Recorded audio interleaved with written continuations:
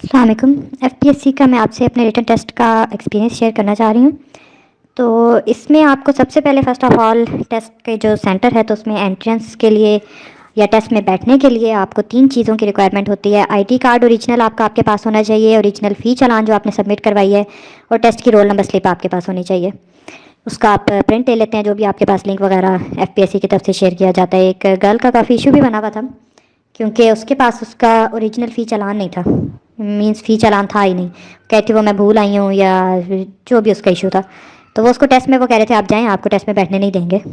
और इसके अलावा आपको एग्ज़ाम हॉल में एंट्री जो आपकी होती है वो भी टाइम पे होती है।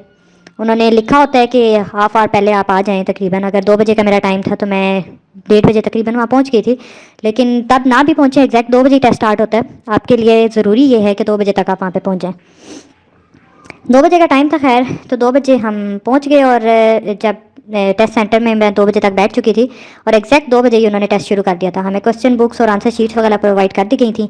अपनी डिटेल्स वगैरह फिल की, उस पर हमने रोल नंबर एंड डिटेल्स वगैरह फिल करने के बाद सबसे पहले जो है वो मैंने 3 पोर्शन होते हैं, सब जानते हैं कि 20 मार्क्स का आपका एक इंग्लिश का पोर्शन होता है, सबसे पहले 20 एमसीक्यूज उसके होते हैं, 50 का आपका अपना सब्जेक्ट बेस्ड होता है, और प्रोफेशनल पोर्शन जो आपका होता है बीएड वगैरह के जिसमें से क्वेश्चन आते हैं, क्लास मैनेजमेंट वगैरह और ये सारे, तो वो 30 मार्क्स का होता है। तो सबसे पहले मैंने वही अटैम्प्ट करना शुरू किया था। उसके ज़्यादातर क्वेश्चन होते हैं कोई टीचिंग टेक्निक से थे, क्लासरूम मैनेजमेंट के थे, क्लास कंट्रोल, क्लास के रूल्स एंड रेगुलेशंस, स्टूडेंट के बिहेवियर को आप कैसे चेंज कर सकते हैं, या ऐसे है उसका बिहेवियर तो आप कैसे क्विक चेंज उसमें ला सकते हैं। एग्जैक्ट जो इसके एमसीक्यूज वगैरह हैं वो सर जवाद को मैंने सेंड कर दिए थे, तो वो इंशाल्लाह वो आपसे शेयर कर दिए जाएंगे। तो ब्लूम्स टैक्सोनॉमी से काफ़ी मैंने एक्सपेक्ट किया था कि उन्होंने, क्योंकि एक सिलेबस का एक टॉपिक दिया हुआ था, लेकिन इसमें से आया कुछ नहीं था। ये मुझे बहुत अच्छी आती थी ब्लूम्स टैक्सोनॉमी, इसके डोमेन्स वगैरह, फिर डोमेन्स के सब डिवीजन्स हैं आगे से, तो वो बिल्कुल भी उसमें से कुछ नहीं आया हुआ था। इसके अलावा कुछ वैलिडिटी और रिलायबिलिटी से क्वेश्चंस भी थे। तो खैर ओवरऑल ये था कि ये पोर्शन थोड़ा सा ट्रिकी मुझे लगा था। अगर किसी ने टीचिंग वगैरह की भी है या कहीं पे कर रहा है या उसका कोई टीचिंग एक्सपीरियंस वगैरह है तो उसे काफ़ी अच्छा आइडिया हो जाएगा इन क्वेश्चंस के आंसर्स का। लेकिन अगर आप बिल्कुल फ्रेश ग्रेजुएट हैं या तो कहीं पे टीचिंग एक्सपीरियंस भी नहीं है, तो क्लास को हैंडल करना, बच्चों को मैनेजमेंट वगैरह के जैसे इन्होंने क्वेश्चंस किए हुए थे, प्रोजेक्ट बेस या आपकी फ़िज़िकल कोई एक्टिविटीज़ आप करते हैं, बच्चों को करवाते हैं, तो वो किस तरह की जो है वो टीचिंग होगी, हाई लेवल की, लो लेवल की, या मिक्स्ड, या इस टाइप के तो क्वेश्चंस। तो इनके आंसर्स का जो टीचिंग कर रहे होते हैं ऑलरेडी उनको आइडिया होता है, काफ़ी एक्सपीरियंस टीचर्स को तो और ज़्यादा अच्छा आइडिया होता है।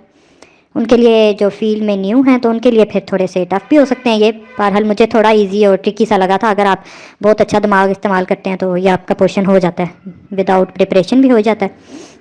इसके बाद सेकंड नंबर पे मैंने फिर इंग्लिश का पोर्शन स्टार्ट किया था। वो बिल्कुल पहले 20 एमसीक्यूज आपके जो हैं वो इंग्लिश पोर्शन के होते हैं।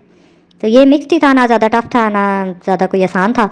तो इसमें कुछ क्वेश्चंस बिल्कुल मुश्किल थे, जैसे सिनोनिम एंटोनिम, सबको पता है कि वो समटाइम्स ऐसे आते हैं कि आपको बिल्कुल ही आइडिया नहीं होता, कभी वो वर्ड सुना भी नहीं होता, और कुछ बिल्कुल ईजी थे तो वो पता चल जाते हैं। इंग्लिश का पोर्शन सॉल्व करने के लिए आपको बेसिक टर्म जैसे वर्ब क्या होता है, एडवर्ब क्या होता है, एडजेक्टिव, मेटाफोर, कंजक्शन, प्रपोजिशन, इन चीज़ों का थोड़ा सा आइडिया होना चाहिए कि क्या होती हैं, ताकि जब उनको सेंटेंस स्ट्रक्चर आपने वो कंप्लीशन वगैरह करनी है तो आपको आइडिया हो कि हमने अगर ये इस वर्ड से फिल करेंगे तो ये क्या है, कंजक्शन है या क्या है। उसको कई दफ़ा उन्होंने अंडरलाइन भी किया होता है कि इस सेंटेंस में ये वर्ड क्या है, किस तौर पे यूज़ हुआ है, प्रपोजिशन है, कंजंक्शन है। तो इस टाइप के क्वेश्चंस थे। इसके अलावा मतलब इंग्लिश के पोर्शन के जो शुरू में 4-5 थी वो सिर्फ एमसीक्यूज ब्लैंक टाइप ही थे कि उसमें आपने सेंटेंस कंप्लीट करना था। तो उसमें वो नहीं उन्होंने कहा हुआ था कि ये कोई सिनोनिम है या सिमिलर मीनिंग से करें या अपोजिट मीनिंग से। वो बस सेंटेंस में जो भी वर्ड फिट होता है आपने उसके अकॉर्डिंगली वो सूटेबल कोई भी वर्ड उसमें जो है वो आपने फिल कर देना। इसके बाद जो है वो कुछ सिनोनिम एंटोनिम्स के 4-5 एमसीक्यूज थे, फिर कंजंक्शन और प्रपोजिशन वगैरह के 2-3 थे। लास्ट पे एक कोई मेटाफोर वगैरह टाइप का था कि एक उन्होंने वर्ड कोई किसी को बुला रहा था तो वो उन्होंने कहा था ये एज आ किसके तौर पे ये यूज़ हुआ है, तो उसका शायद मेटाफोर था, लेकिन एग्जैक्ट वो क्वेश्चन मुझे अब याद नहीं है। टाइम अब मेरे पास जो है वो तकरीबन 1 घंटे का रह गया था। तकरीबन ये 40 मिनट्स मेरे लगे थे प्रोफेशनल के पोर्शन पे और इंग्लिश के पोर्शन पे। अपने सब्जेक्ट के लिए मैंने खुद ही 1 घंटा रखा था, क्योंकि आपका टोटल 2 बजे टेस्ट स्टार्ट हुआ था तो 3:40 तक हमारा टाइम था, यानी 1 आवर एंड 40 मिनट्स। तो मैंने 40 मिनट्स में ये बाकी किया था और 1 आवर मैंने सिर्फ अपने सब्जेक्ट के लिए छोड़ दिया था, ताकि सब्जेक्ट पे मैं ज़्यादा फोकस कर सकूँ। सब्जेक्ट मेरा बायो का था, तो उसके मुझे क्वेश्चन जो हैं वो स्टार्ट जब मैंने किए हैं और एंड तक भी तकरीबन मुझे बहुत ही ज़्यादा इजी और बेसिक लगे थे।